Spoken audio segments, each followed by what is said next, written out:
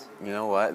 The funniest person, in my opinion, and the media probably doesn't see this, but Cam Rising. He's a goofy guy in the locker room, but he doesn't always show that side to everyone else outside of the locker room. He's one of those guys you kind of he has to get comfortable with you first. For sure, he's got to trust you. He's got to get comfortable. He's got to know you really well. So yeah. And speaking of Cam, what is he like? Just as a leader, a player, what is something maybe someone outside of the team wouldn't know about him, other than being one of the funnier guys? Yeah, Cam's just a fighter. Once you get to know him, you know that he's somebody you can trust, you can rely on to make the right plays and to make great decisions. So, something that other people might not know about him, I don't know if anything comes to mind right now, but man, he's just a brother. He's just close with everybody, and people trust him. And I know Clark Phillips isn't playing in this game, but he's a California kid. Yeah. Just tell me a little bit about him and what he's meant to the defense.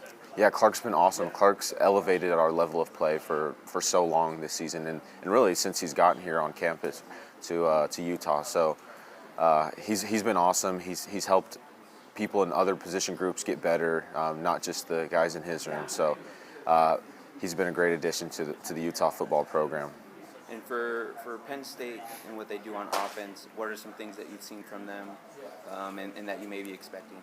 Yeah, they're going to run the football. They're going to try to establish a healthy run game, run play action off of it, as they should do if you have a good run game going. So they're a really good team, well coached, and they do their assignments really well. Thanks, man. Appreciate it. RJ, how are you? Good. How are you doing? Good, man. How was Christmas? It was great. Good. Yeah, it was awesome. Good. We've talked a lot about your injuries and your road, to get back here. How does this Rose Bowl run feel different for you now that you're healthy and you're contributing and that you're playing well? Yeah, last year was a little bit tough. Being in the Rose Bowl, I wasn't part of the game that got us here, which was the championship game. So to know that I played a part in the season, the whole season, and then having a 9-3 record and then going to win a championship and being, like I said, a big part of that, it really kind of helps. It's gratifying, to say the least. It helps me to realize, hey, I'm part of the reason we're here. Let's take advantage of this opportunity. So just really grateful to be in this position. What did you think of the parade yesterday and all the pomp and circumstance that goes along with that? Yeah, it was amazing. It was something that I've always dreamed of doing. I've always loved Disneyland, and I've always been the one watching the parade. So to actually be in the parade was just a mind-blowing experience. You have another year of eligibility? I do have one. Do you know what your plans are yet for next year? I haven't decided yet. I've talked a little bit with my family, and we've had some discussions, but we haven't come to an absolute conclusion. So options are still on the table, but not one is decided on yet. Obviously now with NIL, guys can make money in school. How much of that is part of the decision-making process? Yeah, I think for a lot of people that does play a part in the decision-making process. People are wanting to make money, and so you get to a point in your career where it's all right, I can make money professionally, or I can make money still in college. So I think that does play a factor into whether people stay or go in the college football realm. Is the NFL still something that you want to pursue at some point? Yeah, that's always been a dream of mine. So, talking to Devon as he's trying to make his decision, he's talking about his age, and he understands that age is against him, and you're smiling. Yeah.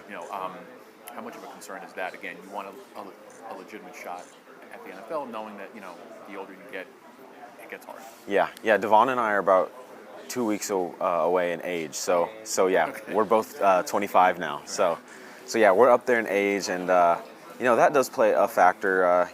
As your career goes along, you're not getting any younger, and with age comes the ability to no longer be able to heal as fast from injuries, from things like that. So you got to be really prudent in your decision making, and as that age comes along, and so that does play a big factor in it. And just my last thing, when you look at how well Cole has played over 2 years, just how have you seen him kind of grow up as a player? Yeah, he's been awesome. Cole, I would say the biggest leap was from the moment he got here in spring ball last year in 2021, and then to when the season started. He made pretty good progress, but as that season came along, he made leaps and bounds of progress. So I've always been excited to see what he's going to do in his second year, and he hasn't let anyone down. I don't think so. He hasn't let me down at least. So he's awesome. I'm excited to see what he can do this next year as well. RJ, I appreciate it. Yeah, thank you.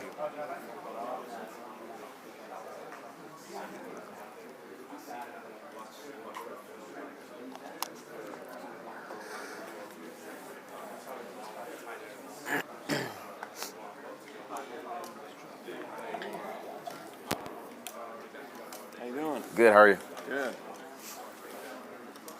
How long have you guys been out since? Like this morning? No, just out this. Oh, out in California. We got here the evening of the 27th, so I guess 2 days. Yeah. How was Disneyland? You It was do fun. Disneyland? Oh yeah. Big Disneyland guy. I love Disneyland. We stayed as late as we could. We stayed till 9, but I have 2 boys, so we were like, all right, we got to get them to bed. They were knocked out by the time we got on the bus. You got to bring your family though, so that's awesome. Yeah, absolutely. And I'll take a free Disneyland trip Yeah, no kidding. anytime. That's awesome. Well, RJ, just your first thoughts on physically being back in California for another Rose Bowl. I know the game's still several days away, but being back here, getting ready for another Rose Bowl, what's the mentality like, the feeling like amongst you and your teammates? Yeah, it's fun. It's I mean, you want to enjoy a bowl experience, but I think a lot of us are thinking of this as a business trip. There's a lot of fun things that we get to do, like Disneyland, like go to the Wax Museum and things like that. But for the most part, we just have to separate that from the work that we're doing, the meetings we're having, the film we're watching, the practices. And I think we're doing a pretty good job of that so far. We just got to keep on that course. Yeah, well, you talk about you wanting to enjoy the bowl experience. How different is it compared to last year, where it felt like maybe just getting to the Rose Bowl was an accomplishment in and of itself? Yeah, it was. I can say from my point of view, it was different because I hadn't played the whole season leading up to the Rose Bowl. I was coming back from an ACL injury, so I was just grateful to be traveling with the team at that point. And so at this point, I played the whole season, so it's like I worked for this moment, and it feels different because I actually get to have, I guess, stack those days on top of each other in those games and all that experience just to get to this moment. I was talking to Coach Scally just a moment ago, and he said that the evolution of this defense throughout the year, that you guys now have a lot more fun. Like, even at practice, he's like, you guys are celebrating together. It's just, how would you describe how this defense has grown throughout the year? Yeah, it's when people buy into the culture and we're all unified in one purpose. That's, I think, when people start having fun because we're successful at that point. When we play the game the right way, we, by nature, make more plays, and in doing so, we have more fun. What are your first thoughts on this Penn State offense? It's going to be a challenge. They're a good offense. They're tough. They're physical, and they're all the things that we claim to be as a defense. And so it'll be a great battle. Are there any similarities when you see Penn State's offense on tape? Are there any similarities to what you see in practice on a daily basis against your own team? Yeah. Our offense, we pride ourselves in running the ball and in the play action game and booting and stuff like that. So they're similar in those aspects. Does that help at all? Yeah, I think so. I think we do a lot of looking at our opponent, especially as of lately, and not so much scheming against our defense. But from what we saw against our offense in fall camp, there are a lot of similarities. What stands out to you? I cover Penn State. When you look at Sean Clifford, what kind of stands out to you about him? And obviously, he's been there forever at Penn State. Yeah, I think he's kind of got an element that I have. I'm one of the older guys. This is my 5th year, and so yeah, he's just a guy I feel like that understands the program, understands what Coach Franklin wants from him, and he's just a leader. He makes the right decisions for the team to put them in good positions. What's it mean for you guys just collectively when you sit back and realize the fact that this is the 3rd time you've been here? Yeah, it's an amazing opportunity to be here. I think it's more than anything great for our program. Our program, we want to establish ourselves as one of the elites in the country, and to be coming back to a New Year's Six bowl game twice in a row is an amazing experience, and I think that it's kind of indicative of the trajectory of our program. And then what's the challenge for you guys, in terms of the secondary, because they use the tight end a lot in terms of covering those tight ends? Yeah, we have a lot of confidence in our safeties and our safety rooms, and I think that we'll work well together as long as we communicate. to each other, our assignments and any adjustments in game. But their tight ends like you said, they're very useful to them. So if we can just key in on that, we'll be all right. You mentioned the physicality those freshman running backs that Penn State has. That's been obviously the biggest part of their offense this year. Yeah. Has anything stood out when you've watched those guys and kind of how anything maybe different between the two backs that you've noticed? Not entirely. I think that they're aggressive. They fight for every yard that they get, and they don't give up. They're like Walter Payton in the sense that they're not gonna go out of bounds. They're gonna get every yard they can get. So, yeah, they're impressive. And especially to be freshmen, I'm interested to see how they do the rest of their careers. When you look at your run game and their run game, obviously, I think you just said a few minutes ago, it's a strength in both of your teams. So when you get ready for this game, does it help to practice against a run game like yours every day, all season long, when you're getting ready for this game against Penn State? Oh, for sure. We get great energy from our offensive linemen, from our tight ends, our running backs. Those are guys that really get after it in practice. So we see that energy and we try to match it as a defense, and it makes for great practices. You guys like to blitz a good bit, it seems, at least from what I've been able to watch. What is the best part of that as a safety or as a guy that gets to come down and box a little bit? And then why have you guys been so successful with your pressure packages this year?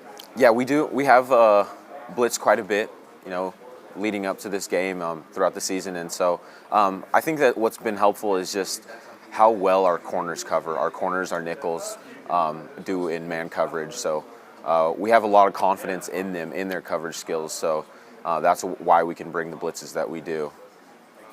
RJ, you see a lot of really good offenses in the Pac-12. Mm-hmm. Where does Penn State fall into some of the other offensive powers that you guys have played? Yeah, they're a little different in the sense that they're not as spread. They're more of the Big Ten traditional type of offense where they use their 12 personnel. They use their tight ends quite a bit, and they power you down and try to wear you out throughout the game. So they're a little different in that sense, not the USC or UCLA or Oregon that we've played against this season. But so it'll be a little bit of a different challenge, but I would say the most comparable team to them that we've played is probably Oregon State. Mm-hmm. And Oregon State, as we see, has done pretty well this season. So. You're big Oregon State fans now anyway. So exactly. Both these teams, I think, pride themselves on toughness on both sides of the line of scrimmage. Does that present kind of an interesting challenge for you guys to see maybe who's the tougher team, a little mano-a-mano, kind of thing? Yeah, I think whoever dictates the line of scrimmage will most likely win the game. So that's kind of the key emphasis for both teams. So I think that will be the deciding factor. Your season resembles Penn State in a way in that, you guys were sailing along, you had a couple of losses, you lose to Oregon, all is lost, we're not going to a great bowl game, then all of a sudden, boom, here you are. Yeah. Just talk about what that ride has been for you guys. Yeah, it's been emotional to say the least. We kind of let a few games get away from us, and a few too many, that is. And we, for a second, didn't think that we were going to make it, and the stars aligned, and our opportunity was presented to us, and we were fortunate enough to play in that championship game, and we had confidence going into that game. So I think that probably the biggest difference maker was the way our conferences are aligned. Ours is a little different than the ways theirs is, and we all know the Big Ten East and what they're made of. So I think that was the biggest difference in terms of the championship games, but here we are both in the Rose Bowl game. So. And to get another opportunity so soon after last year to become the first Utah team to win this game, it's got to be pretty special. Yeah, that would be amazing. I guess keep collecting wins for our New Year's Six bowl games in this program's history. So that would be amazing. That would be an opportunity to write Utah football history.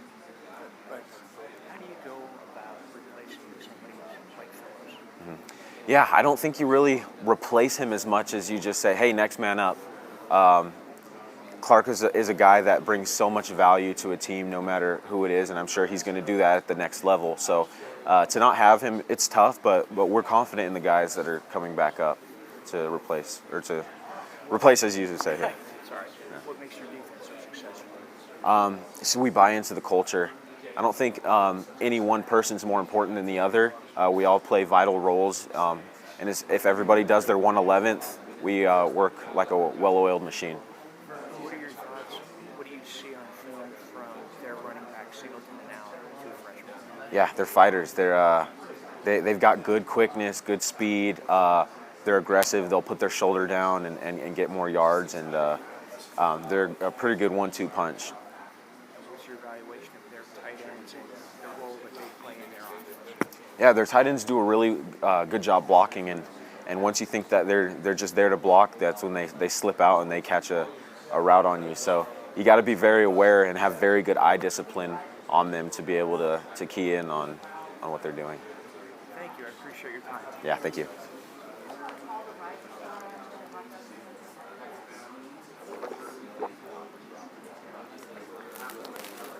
All right, let you off the hook yesterday at Disney. All right. So we got a crazy one for you today. Okay.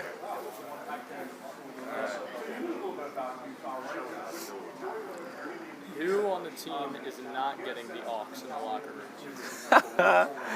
Okay. I'm going to say Dalton Kincaid. And if you might have gotten this answer already, but I would say Dalton Kincaid.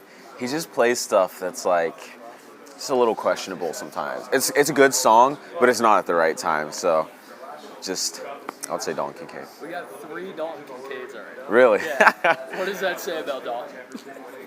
I don't know. He's just, maybe that says he does what he wants. He doesn't let people tell him what to do. So, yeah, Dalton, he's a funny guy. All right, who's got the craziest hobby on the team? Ooh.